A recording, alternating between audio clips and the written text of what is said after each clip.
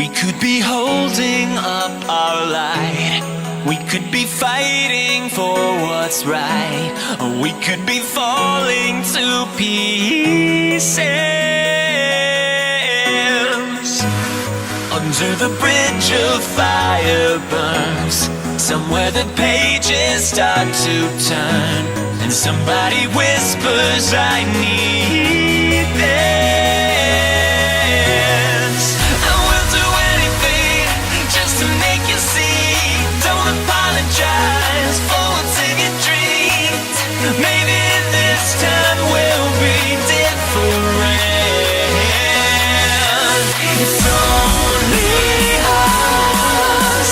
It's only us. It's only us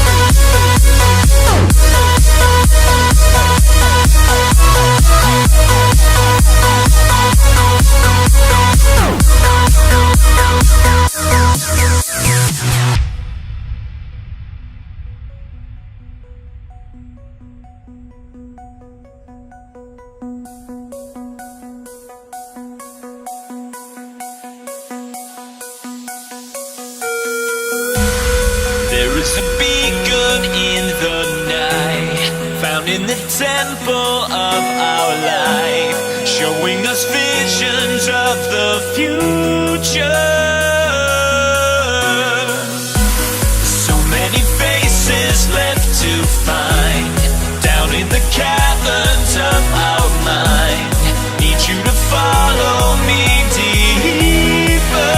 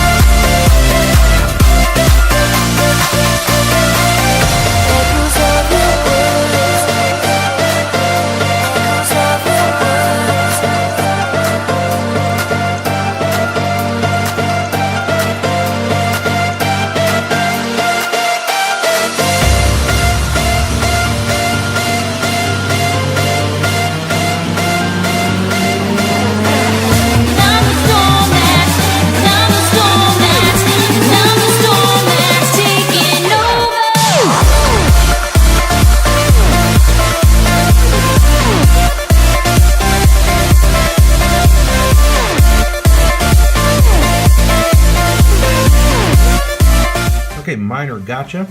The oversized 140 mil radiator is bumping into this ledge, which is part of the top hot swap bay, so it has to come out. Got a few screws to remove, and that'll be that. Not a big loss. I do have the external for when I do need it or want to use it. This was just an optional extra. Don't care. Alright, this was a little tricky to figure out how to take out, but it's no big deal. What you'll see is in here, 2 little metal tabs.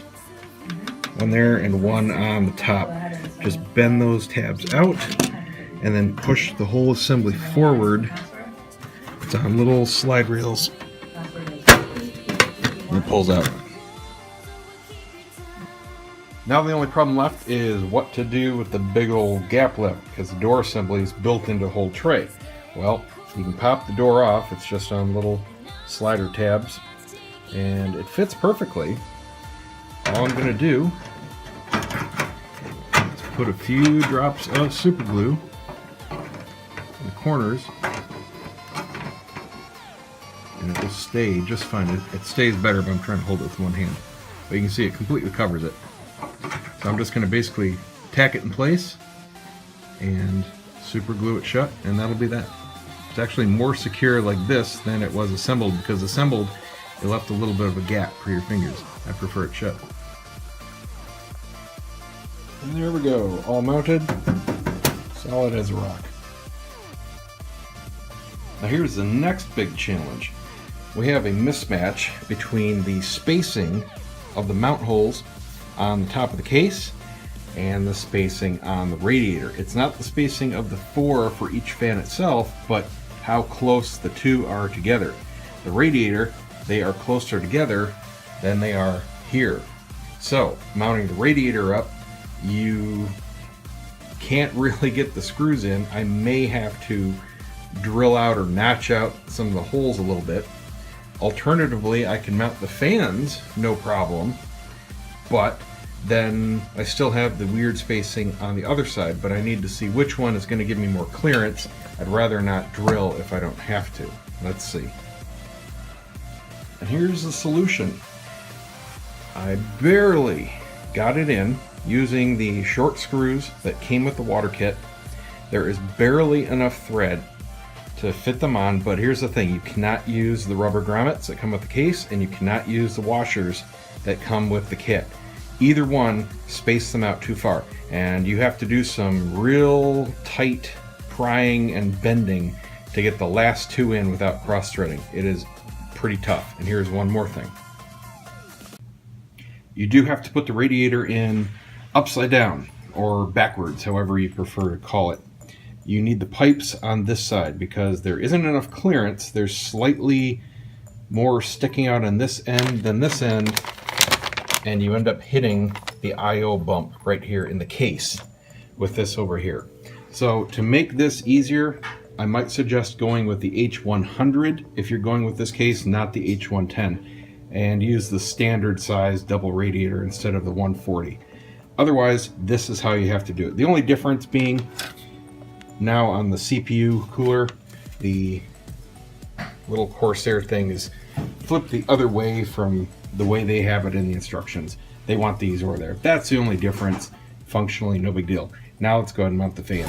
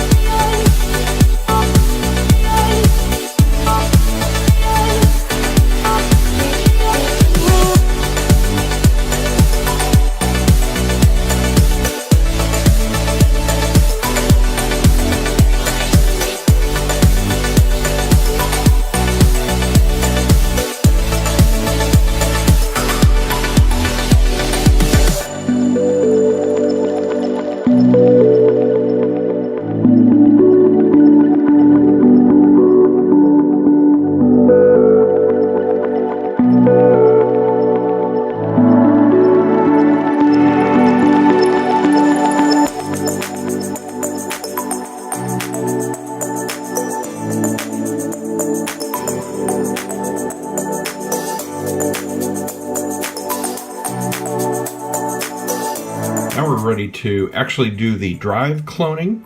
This is the adapter unit, and this is temporarily going to go in the old computer.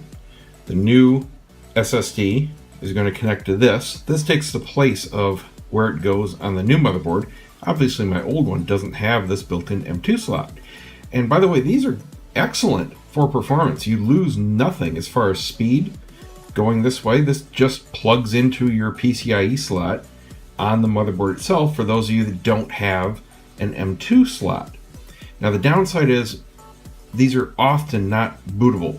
So this isn't a good solution for a C drive, but for any kind of other drive, it's a great option if you don't have an available M2 slot. So I'm gonna go ahead and install this. It just snaps in, screw it down temporarily, turn off my computer on the old one, pop it in, and then we'll go through the Samsung software to clone the drive. So here we've got the Samsung data migration software. It automatically pulls up the C drive, my old OCZ, Vertex 4, and this is a 1/4 terabyte drive that I've been using. We're going to clone that onto the new. You can see I've only used a little bit. I keep it really short, clean, and fast, so it's going to be even half as used on the new drive because it's twice as big. Down here it automatically pulled in the Samsung, and here's a tip: when you use this software you have to make sure that all the partitions are wiped on this drive. So if you did like I did and you made sure it worked, you have to go ahead and rewipe it, otherwise it will not be detected. It's only looking for unused drives. So we're going to click start. It automatically will fill it up. You don't have to worry about sizing partitions or anything, and of course it gives a warning. And double check your names. Yeah, this is obviously the only 950 I've got and the only Vertex I've got. I've got other hard drives in here, but they're a lot bigger and they're different brands. So yes, we are going to go ahead and start the cloning. And it looks like it's going. Shows the source, so shows the target. That's correct. Cloning disk. Countdown has begun. We are moving data. 42, 52, 64 megs a second. Let's see what kind of speed we get out of this. This is pretty much going to be the fastest way to do this ever. We have both directly connected. The OCZ is SATA 3 going directly to the PCI based new SSD. 142 megabytes a second, 44, 5, slowly creeping up here, 6, 8. We're going to hit maybe 160.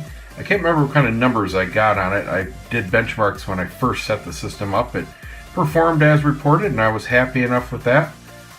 Alright, I'm going to let this go. I'll fast forward it for you guys, and we will pop it in the new computer. We'll be done with the old one, besides me cleaning her up and making her nice and tidy for the new owner. Looks like it's going to wrap up there. So it peaked at 213. It was cruising along above 170 pretty much all the way, and above 200 right near the end here. Alright, we're going to let this wrap up. We'll pull it back out of the computer and be ready for the new one to continue the build.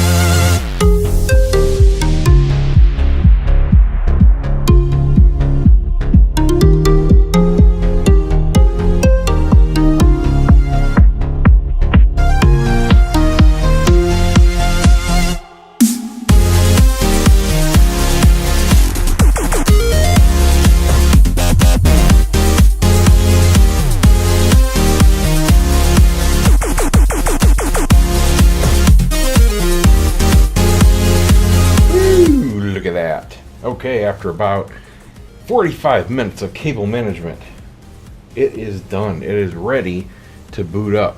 Now I've got quite a bit of work to do on that side.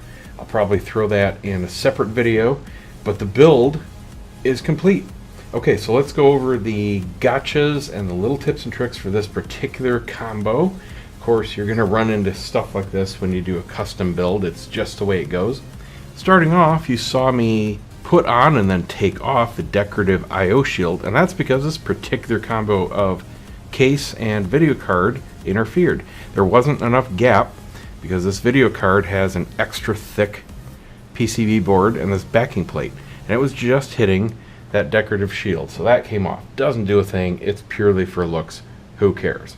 If that's important to you, well, get a different video card, or you'd have to put it in a lower slot. I wanted it here because I want better access for stuff down here, and that was not important to me whatsoever. You can see I got in, since I started the build, the silent 200mm fan on the front. I may be changing this. I did not notice that this is not a speed controlled fan. However, reviews on this say it's absolutely silent. The specs on it say it's just ridiculously low. So I don't think it's going to be any sort of issue whatsoever. The other thing that may be of importance to you is the power wire for it is not all black, and neither is the connector. It's the only white and colored wire thing in its entire case. So if that bothers you, don't get this particular fan. Other than that, everything matches, everything looks really good. Obviously you can see it's all black. I did not purposely do that. Just worked out that way. I do not really care. I mean, I wouldn't put something lime green, blue, and red in here, but I wouldn't purposely go and spend a lot of extra money just to color match stuff.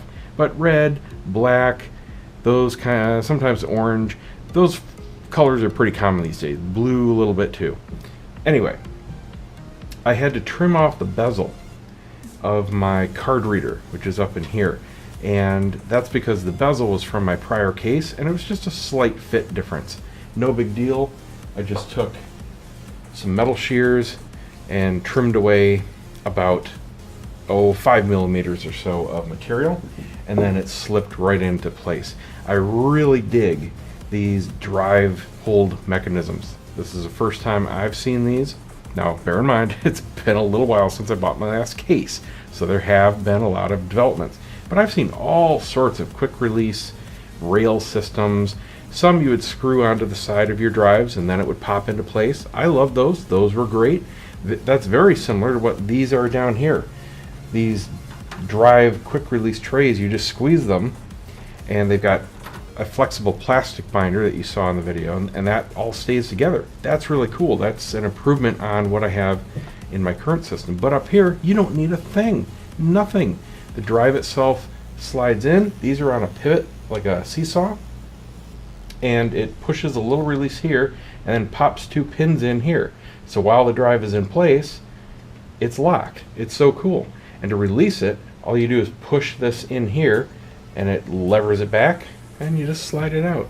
On the other side is just a basically leaf spring, keeping tension against this side. So this literally is a 1-finger release mechanism and 0 insertion mechanism to lock it in place. Very cool. I love the layout of this. This is much more modern. Obviously tons of grommets for cable management. My current case has none of that. So you can't get a beautiful layout like this with most everything hidden on the back side of the motherboard. Now it's not real pretty back there, but it's nice and tidy, and that's all that matters. There's no airflow back there. Doesn't have to be show spick and span, you know what I mean? Nobody sees it. But I got things cable tied and velcroed and everything looks nice. Everything's tidied up pretty well up in here. These cables here run up from the pump mechanism. There's 2 power leads for the fans, the controller, and then the SATA for power. Might reroute these a little bit. I don't particularly care for them right against this heatsink, but we'll see how hot that really gets. It's not tight or anything. I've just got those lightly tie wrapped. There's really not much else you can do except go over one of these heat sinks. Maybe I could go over to here, something like that. Not really important. I don't think this is going to get smoking hot or anything. These heat sinks are huge, by the way. Really nice on all the capacitors. Other than that, I think I'm good. I've got plenty of SATAs open. Obviously the M2 drive slot filled there. Power supply slipped right in. A lot of nice modular cables. They went in no problem. I've got plenty to spare. I've got 2 more open slots for SATA cables if I ever need them. I have another whole drive rack that I can put in. I relocated this one down here. You get 2 positions where you can put your drive stacks. This one here, which is closer in, and I did that for cable management and better airflow because the other first position is right here and it covers half this fan. And then you can stack them both here if you wish and completely cover the fan, having all of this open, say if you were doing multiple graphics cards and you didn't want your drives here. But I want plenty of open space and airflow, and these will stay nice and cool and get a lot of nice flow from this fan. That's really all this is doing, is cooling these hard drives. This fan up here is another silent for exhaust, and that's basically just exhausting the air that's coming through the fins here for the graphics card. It sucks the air up on the fans and blows it out and in the directions of these fins. That's it. Okay, thanks for watching, guys. That's been my build. It's going to take me a little while to edit this. Not exactly sure what I'll do. And stay tuned for the last one, where I will have the reveal of the office, some benchmarks. I did a lot of benchmarks of things that you can relate to and things that I actually use, old versus this one, and I'll talk about anything I run into with this. So for now, I have to boot this up and boot my old one down for the very last time because I now have to switch over my Windows to this motherboard. See you guys.